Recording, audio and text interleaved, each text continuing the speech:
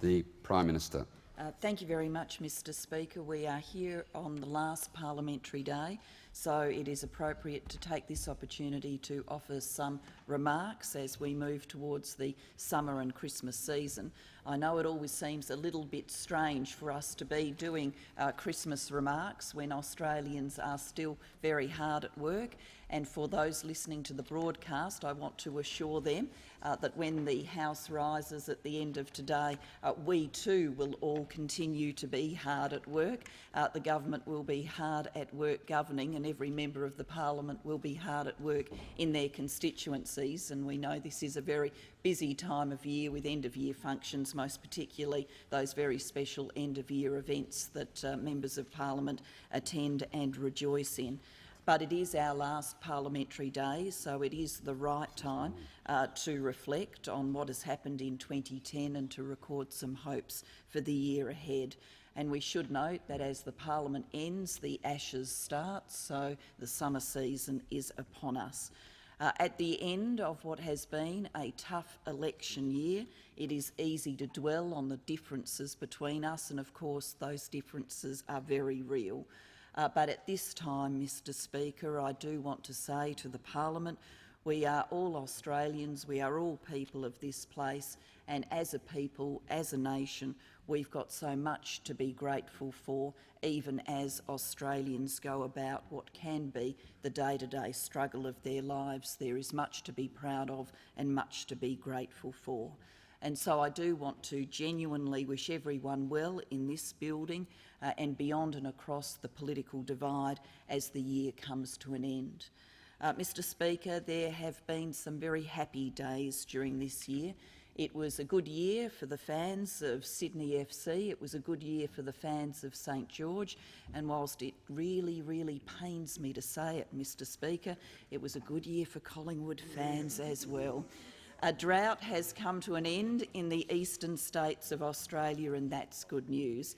Our Jessica Watson sailed her way into the history books and into many Australians' hearts with her brave venture of sailing solo around the world. Our Mary McKillop has been recognised by the world. And on a different note, the victims of Dr Patel in Bundaberg found some justice. It's been a year of a tough election, but it's also been a year of parliamentary reform, including an independent speaker, improvements to question time and an acknowledgement of country on sitting days, and these are good things. It was a year with sad days as well. We lost some great Australians this year: Peter Porter and Joan Sutherland, Jim Kennan and Ken Reid, Peter Bowers, Bobby Sykes and Frank Fenner. And we lost some great young Australians too, from the 2nd Combat Engineer Regiment, Sapper Jacob Morland and Sapper Darren Smith, from the 2nd Commando Regiment, Private Timothy Applin and Private Scott Palmer and Private Benjamin Chuck, from the 6th RAR, Private Nathan Buse, Private Thomas Dale, Private Grant Kirby and Lance Corporal Jared McKinney, and from the Special Air Service Regiment, Trooper Jason Brown. We remember them. And we're proud that our country has produced such Australians in the past, and I'm very confident, Mr Speaker, our country will continue to produce Australians of their quality in the future. Mr Speaker, I know I speak for all in this House and all in this country when I say we are especially thinking at this time, and will over the Christmas season, of our troops, the mates of the men that I have just named who are serving overseas. We are so proud of them, and we trust that they get some relief and some respite over the Christmas season, that they've got the opportunity, even from afar, to speak to and to touch base with their families back home, and we wish for all of them a safe return. At this time of year, we of course celebrate the values of peace and goodwill that bring us all together as Australians. Christmas is a time of great significance for those of religious faith, but it's a time of great significance for all of us. It's a time where, whatever your background, you can come together and acknowledge the role and meaning of Christmas in our nation's heritage of belief. As a season of giving, it's also a time when we redouble our efforts for those less fortunate in our society and strive to include them much more in our circle of generosity. And our congratulations go to so many Australians who each and every year make the Christmas season their time of good works to extend a helping hand to those less fortunate in our society. And of course, while many in the nation take a holiday, there are always those people who keep everything that we need running. Our doctors, our nurses, our police, our firefighters, our transport workers, who will all work through this Christmas season so we're kept safe and sound and secure and have the services we need. Mr Speaker, there are many people to acknowledge and thank. I will briefly list those who deserve our thanks. My brevity does not reflect the depth of emotion in our thanks. The depth of emotion is very, very strong indeed. First, to the opposition leader and his wife and family. I trust he takes a long, long holiday. That would very much... 12 months. 12 months would be perfect, but whatever he takes, I trust he enjoys it and enjoys time with family and friends. To you, Mr Speaker, we know that you can't take a long, long holiday because Parliament will be back, but I suspect during your days of holiday you're not going to miss us very much. To those who assist you in the Speaker's chair, also our goodwill, and I suspect they're not going to miss us very much. To the Parliamentary Liaison Office, our thanks for the work that they do. To the Clerk and Deputy Clerk, who have always got the good grace to pretend that they miss us, even if they don't. Thank you for the work that you do to keep the Parliament functioning, and we wish you the best at this time of year. To the Sergeant-at-Arms and to the attendants who look after us so well, particularly for me during question time. I am a ferocious consumer of water. I thank them very much for their assistance. To the Parliamentary Library that we rely on so much for advice and assistance, thanks to them for all of their efforts on behalf of members of Parliament. To the Hansard staff for making us sound better than we did in real life, thank you. To the staff of the Table Office, thank you for your work, and to the Parliamentary Relations Office as well. And of course this Parliament has within it people who do a lot of work but whose occupations are not necessarily recognised all that often. There are the gardeners, the cooks, the switchboard operators, the computer experts, security, people who do a myriad of other jobs, the cleaners who assist us in our office. We see them day to day. We pay thanks to them when we see them, but often their work is done not within our line of sight, so we don't get the opportunity to say thanks to them, and I take that opportunity now. Thanks to Aussies for the great coffee, which is so required. Thanks to those who are providing childcare in this Parliament, finally. To the travel agents who assist us as we move around the country. To the broadcasting staff who make sure people in Australia know what's happening in this place.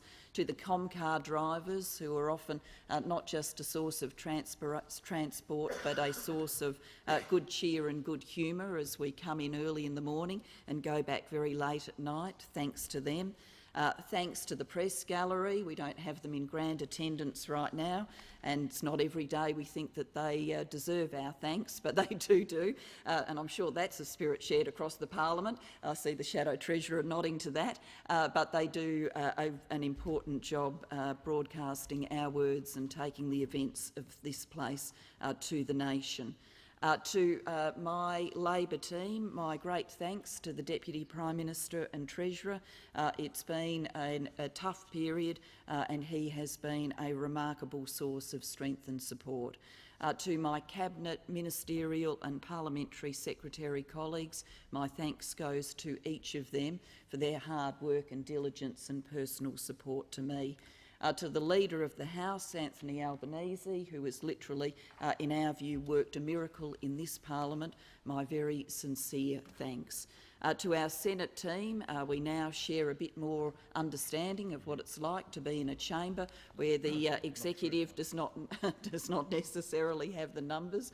I know this bonding with the Senate can only go so far, and the Minister for Defence is reminding me not to take it too far, but I do think we understand more about their world than we used to. My thanks go to our Senate leadership team, Senator Evans and Conroy. To the Chief Government Whip and his team, thank you very much for the work you do. He's out of place. You never know where he's going to bob up next. Going about his duty. To all members of the Labor team, thank you very much.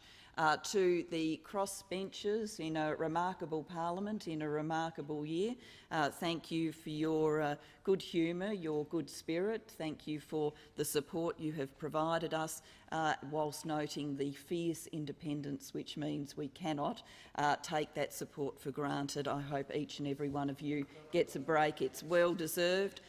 To each member of the opposition, sometimes we're not so charitable towards you, I know that, but at this time of year I hope everyone on the opposition benches gets a good break, and my best goes to them as they spend some time with family and friends over the Christmas season.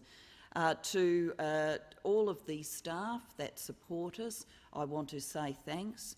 To the staff that particularly support me, I'd like to say thanks. I convey my thanks to my Chief of Staff, Amanda Lampy, and through her I convey my thanks to all of my personal staff in this building. I'd also like to convey my thanks to my electorate office staff who continue to make me look good in the electorate of Lawler. Whilst I cannot be there as much as I would like, they very much go about their work of supporting me and making sure our people of Lawler get to talk to them and get to work problems through, so my thanks do go to them. To the great Australian Public Service, and particularly to my Department of Prime Minister and Cabinet, my thanks go to each of them, and to the Secretary of my department, Terry Moran. Can I also say thanks to the Australian Federal Police, who are now an ever-present part of my life, but do a great deal to make sure that we are all kept safe and secure. To the Australian Labor Party membership overall, to those who work so hard in our national organisation, to Carl Batar, through to every volunteer who handed out a Labor How to Vote, my very sincere thanks. Every How to Vote mattered this year. To the supporters of the wider Labor movement, also my thanks and my wishes to them for a happy Christmas. Can I say too at this time that my thanks go to my own family for their support during what has been a pretty tough year. My thanks to Tim, to my mother and father, my sister and niece and nephew, and I look forward to spending time with them over the Christmas season.